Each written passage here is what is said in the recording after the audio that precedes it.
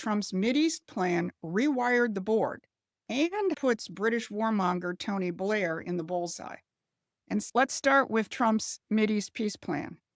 Even establishment outlets admit that what Trump has put together is unprecedented. The Washington Post's David Ignatius, who is a longtime conduit for the intelligence community and not a MAGA fan, recognized that in his piece. He said, that sense of no exit has conditioned the Israeli Palestinian conflict for over 45 years. I've been watching horror upon horror in this region. The door to something different seemed to open slightly on Monday. On this, Trump deserves the credit he craves.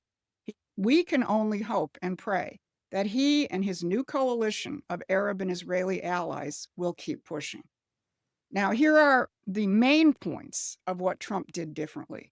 He broke the rules.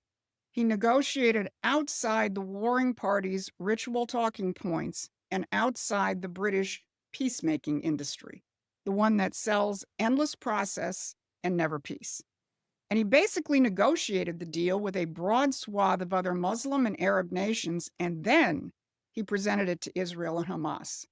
He also recognized the complexity of Israeli politics and used his clout to potentially isolate the extreme right-wing Zionists in Netanyahu's government.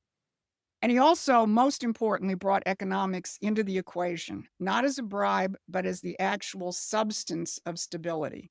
Ports, power, water, rebuilding, police training, the material conditions that let people actually live. Now, many are pointing to the role of Tony Blair in the Board of Peace that's been established as evidence that this plan is going to fail. Blair is so notorious in starting and perpetuating wars that even Time magazine took note. So, what is Trump doing with Tony Blair on his Board of Peace?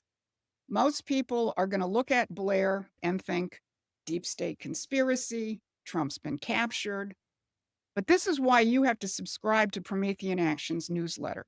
We approach the world like Trump from the standpoint of grand strategy. We don't react to each tactical move or whatever blows up in your face on your social media feed.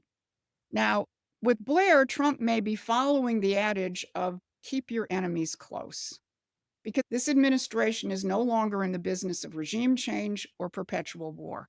Trump's policy is respect for sovereignty, which is the Westphalian principle.